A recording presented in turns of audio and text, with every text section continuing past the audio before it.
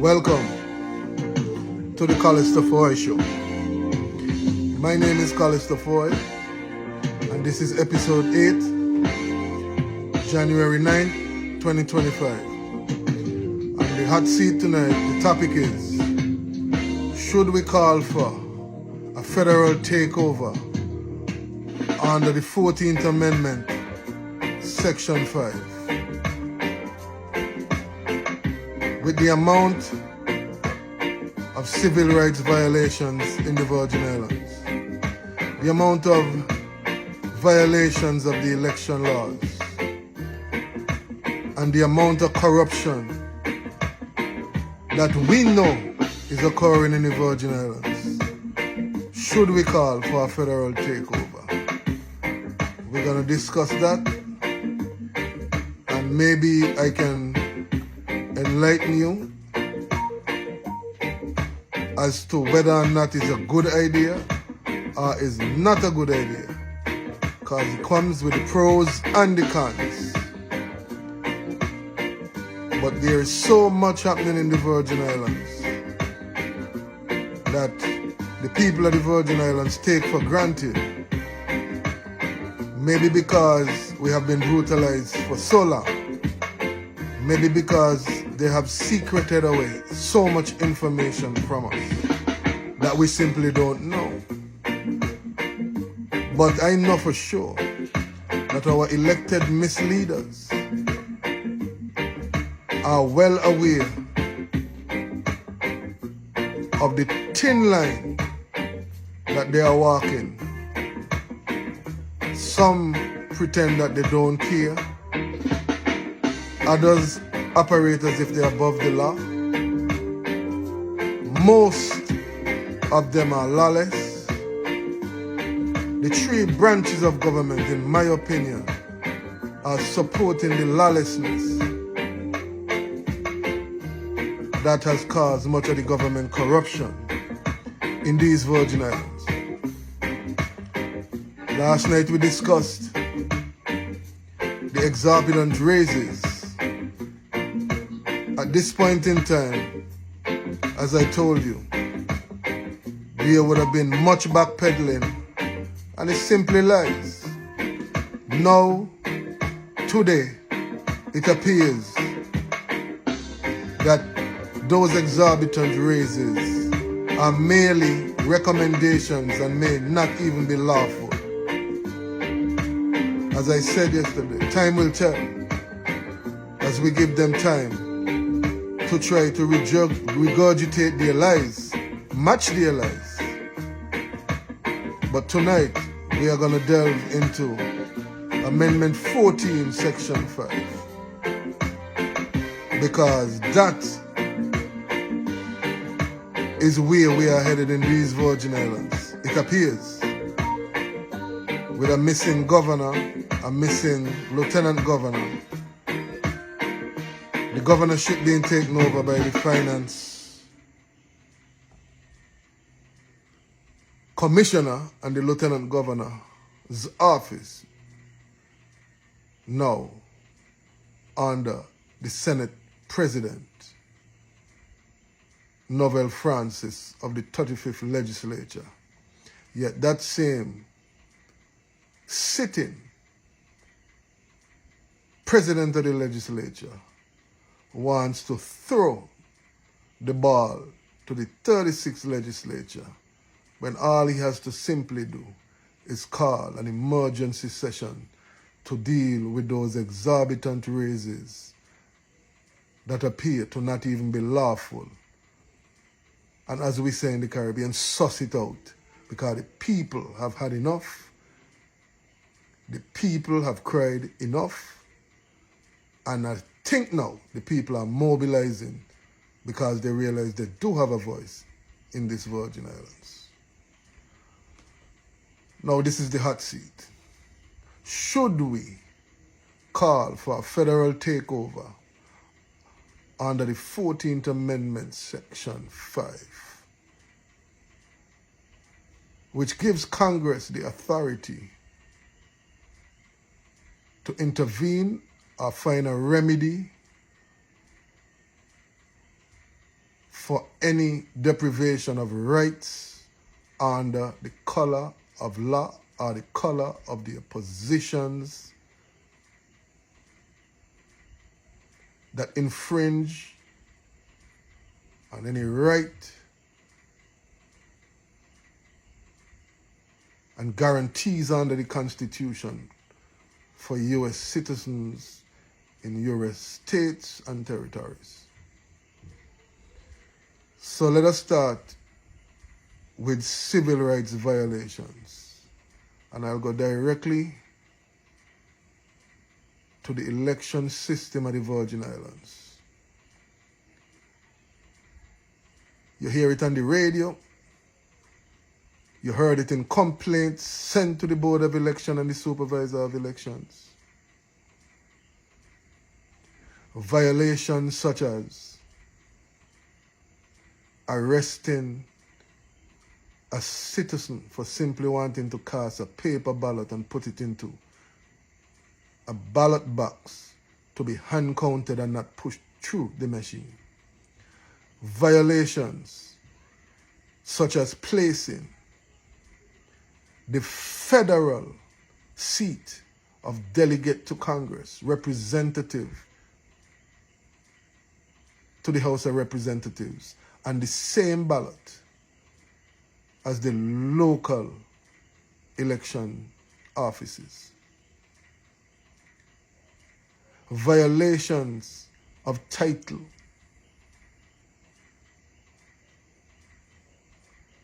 of the law of the Virgin Islands.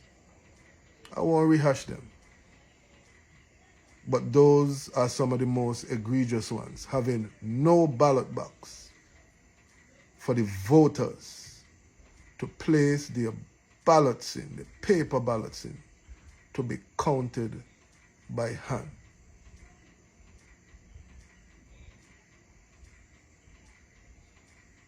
Now, the Board of Elections and the ESVI has failed to respond to any of the complaints, requests for information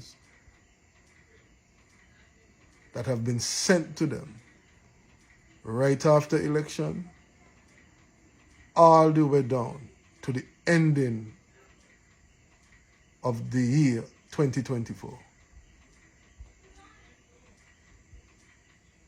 So should we call for a federal takeover?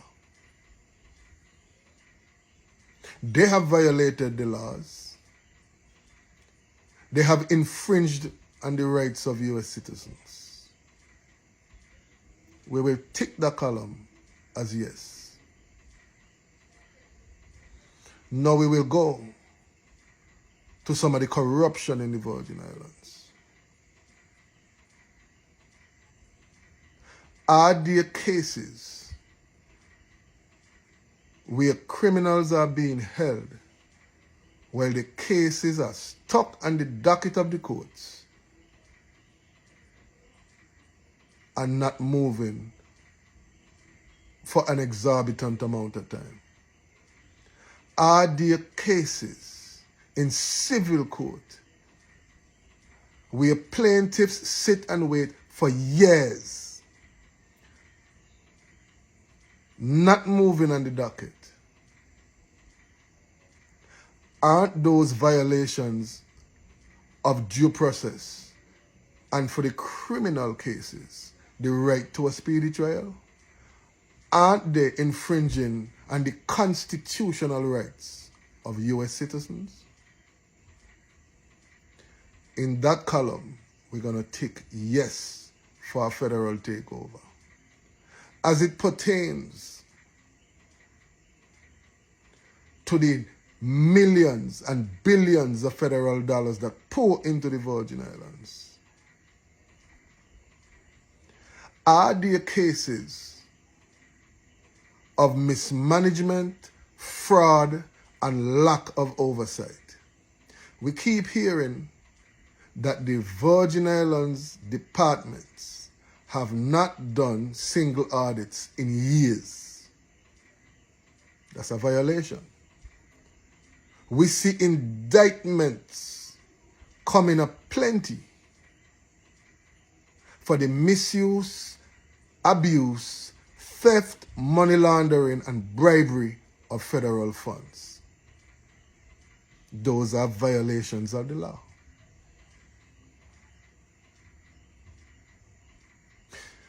Now I will go to abuse of rights under the color of law and the color of the positions of government that some of our misleaders hold. Has the governor given contracts to his friends and family? Has the governor used his power as governor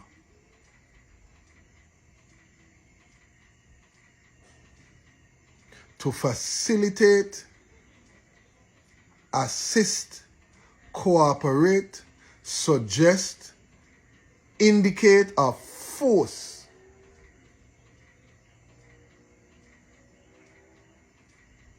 contractors to go out of business while they keep other contractors, while they bring other contractors on board to fulfill the very same contract that contractors have now left for non-payment?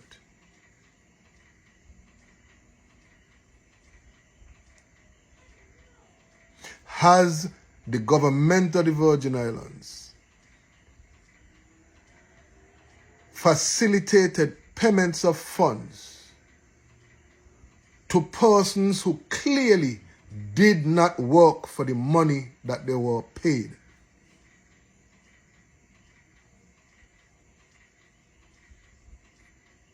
Were those payments signed off on and authorized by the governor, the Commissioner of Finance, the Commissioner OMB,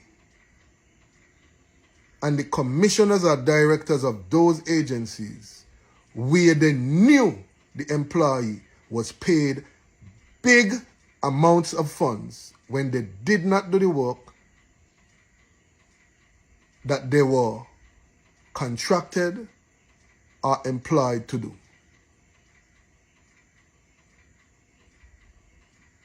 Are there any commissioners and directors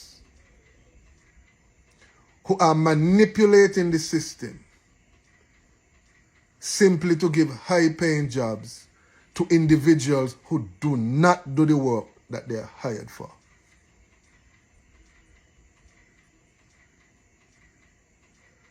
If the answer to all the above is yes, those are violations of the law by people elected using their power and position under the color of law to commit crimes. So if that is the case, in that column I tick yes. Call for a federal takeover. Is there a two-tiered system of justice in the Virgin Islands? We're going to examine that. We talked about cases stuck on the docket. Is there a two-tiered system of justice in the government?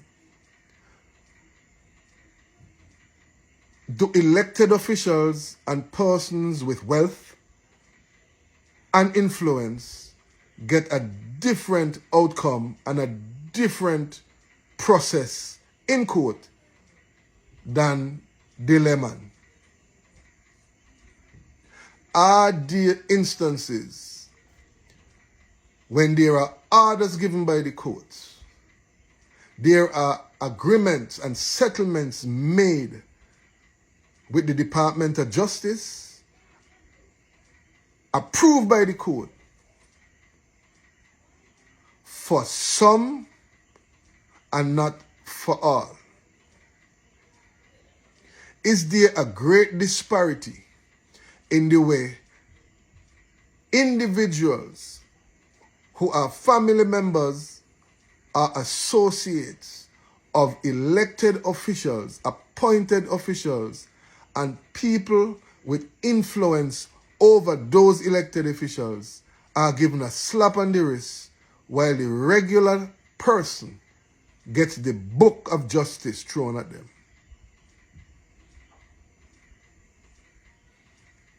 Again, if the answer to all those questions, the people of the Virgin Islands, if you know the answer is yes, then a tick in the column, maybe we need a federal takeover.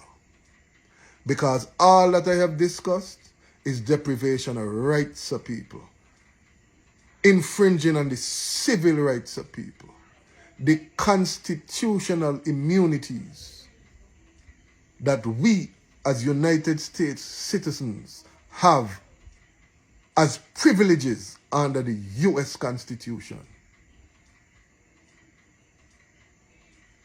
Now let's flip it a little. A federal takeover will mean that the people of the Virgin Islands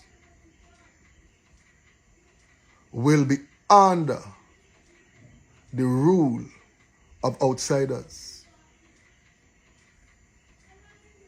Whether it be from Washington, D.C., whether it be from Florida, whether it be from Puerto Rico, it will be federal officers, federal appointees now coming into the Virgin Islands to run our affairs. Why? Because our local elected leaders, misleaders as I call them, and the people that they appoint into position have failed in government management, financial management, and upholding the laws of the Virgin Islands as they were supposed to do.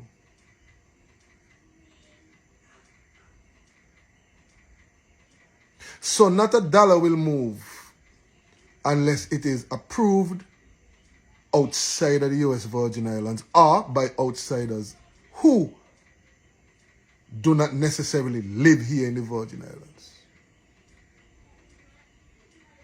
What a two-edged sword. Should we continue to be brutalized? Should we continue to be marginalized?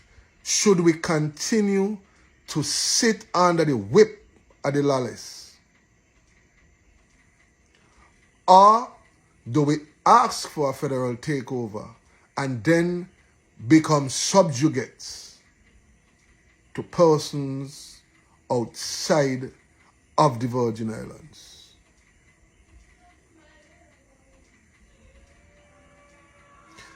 Some people may feel that after decades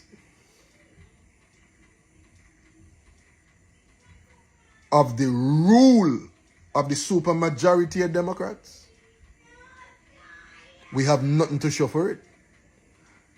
All we see is persons filling their pockets, the pockets of their families and their friends, and raining on us like a royal group while we suffer. And no matter how much we complain, it's almost as if they laugh in our faces. Sometimes I wonder if when we go to the elections and we vote, if in fact we're not just spitting in the air. Because it seems to fall right back on us, splat in the face, and we feel the effects in our pockets, in our low salaries, in our high cost of living, high cost of housing, high cost of gas. Only to find that our inalienable rights, our constitutional rights, are being broken, subverted, or circumvented. Case in point, Who can you go to fight the courts holding cases on the dockets for 10, 11, 12 years? Fully briefed, ready for decisions and orders, but no movement. Who can you go to when a jury finds individuals guilty? They are sentenced only for the Supreme Court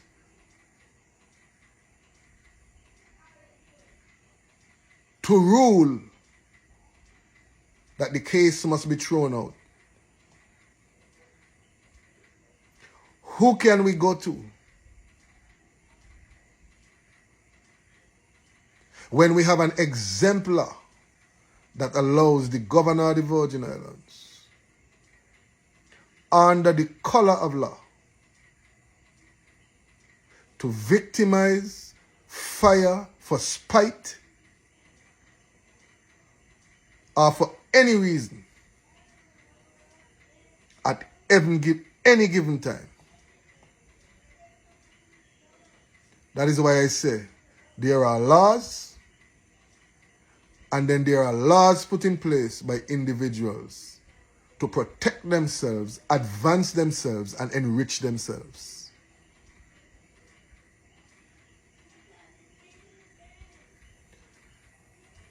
We have to be careful, because at the rate that we are going, a federal takeover may become mandatory. You cannot be in a territorial state of the Virgin of the United States and you don't do single audits for years, yet you receive federal funds, millions in federal funds, year in, year out, that the people of the Virgin Islands are dependent on, depriving the people of the Virgin Islands of the full benefits they should get because of your lackluster management, your incompetence, or simply your corruption to cover yourselves.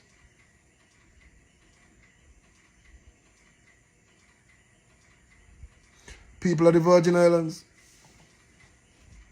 we are being deprived of our rights, liberty, property, and even our right to vote.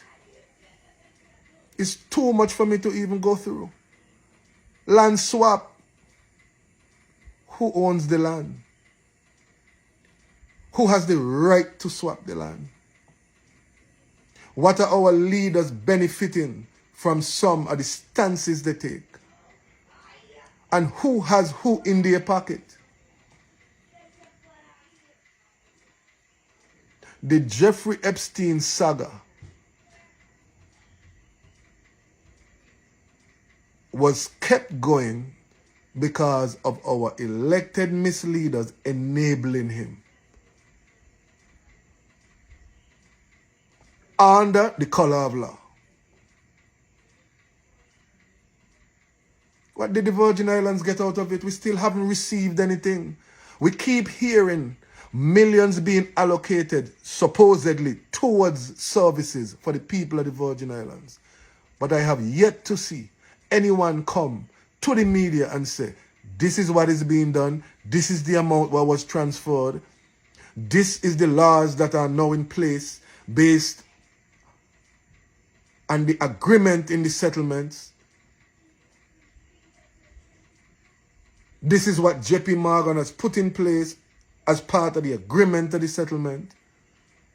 What we do here is that the governor vetoes a bill that had monies for Epstein allocated to it because he doesn't feel it is being used in the right place. But you realize no new bill has come up to do or transfer that $25 million that I know of.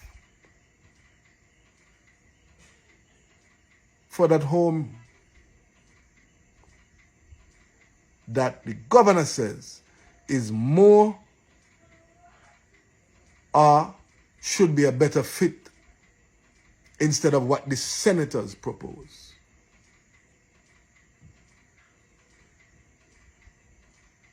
So, should we call for a federal takeover or should we continue with the status quo? I will end tonight. Keep it short by saying to you, the people of the Virgin Islands, search yourselves and you decide what you think is best for the Virgin Islands and demand accountability from your elected misleaders or put them out of office. Because if you do not take a stand now and become very active, the decision of whether or not to call for a federal takeover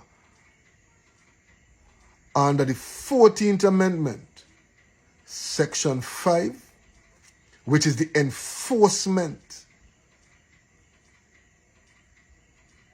of the rights, privileges, and immunities of U.S. citizens in this territory and the states, you may not have a choice in the future. The new president will be sworn in exactly 11 days. Let us hope that we, the people of the Virgin Islands, can stay active and demand changes within the next 10 days. Because if and when the Trump administration decides to take even a cursory look, a tiny look at what has been happening or what has been happening with the delegate to Congress office, the governor's office, the lieutenant governor's office, the legislature of the Virgin Islands, the judiciary of the Virgin Islands, the executive of the Virgin Islands, as it pertains to the rights of the people of the Virgin Islands, and if there have been violations of those rights.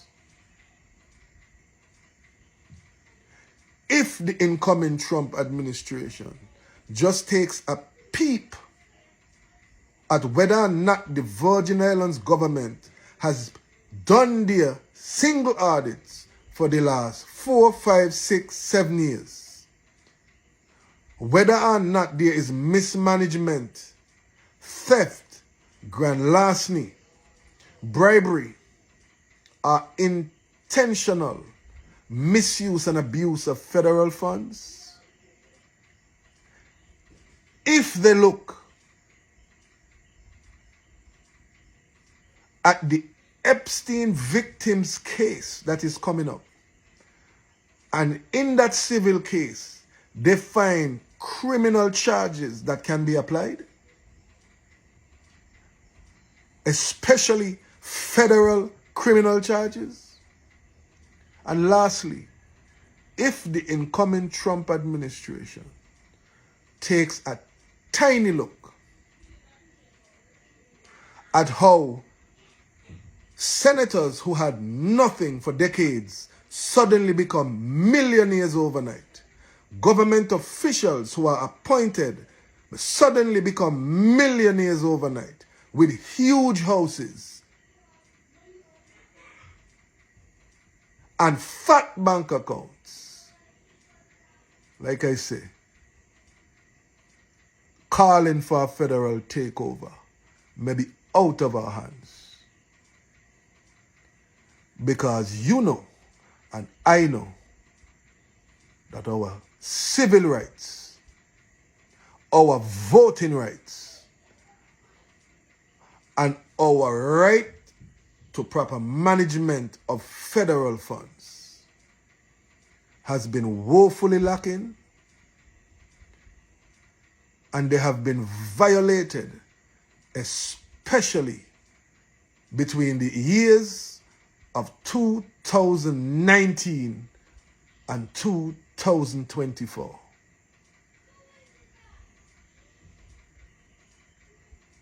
The same years that the 45th president, Donald Trump, was out of office, and he is coming back into office as the 47th president. As I said, in the next 11 days. So the people of the Virgin Islands, this is a lot for you to chew on in the next 10 days. But I believe that before 2025 is over, life in the Virgin Islands as you and I know it will be changed drastically, either at our hands or at the hands of outsiders. The choice is ours. This is the Callister Foy Show. My name is Callister Foy, and I say to you, think hard, think long, think deep. But as I've said to you in the last few days, it is high time that the people of the Virgin Islands demand that their laws are upheld. Hold our misleaders accountable.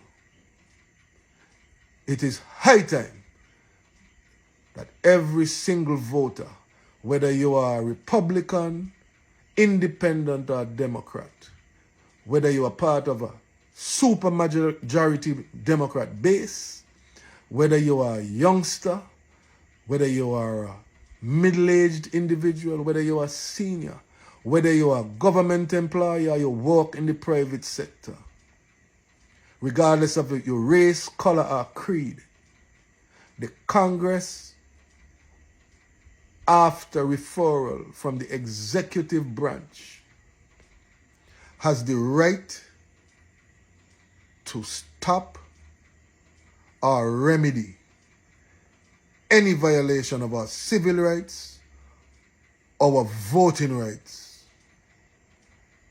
and any rights or immunities and privileges guaranteed under the Constitution. And they have the right to intervene, and they may just do that and force a federal takeover if we, the people of the Virgin Islands, do not become fully active. This has been episode 8 of the Callister Foy Show. And my name is Callister Foy, and I thank you for all my listeners who listen to me and give me ideas. To one of my listeners, I thank you for as much as I want to use music to set the vibe. You encourage me to get to the point and speak to the people of the Virgin Islands, the Caribbean, the US, South America, Canada, Europe, and Africa directly, and that is what you get. So again, thank you to the listener. We are here to help one another.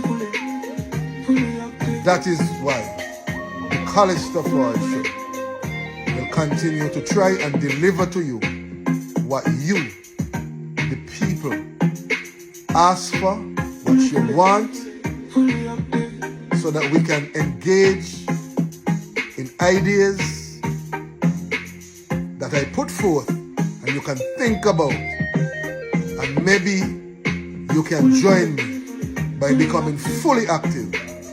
Join others who are fighting this fight with me and become fully active. Good night to you, my people of the Virgin Islands and the world. And may God bless each and every one of you.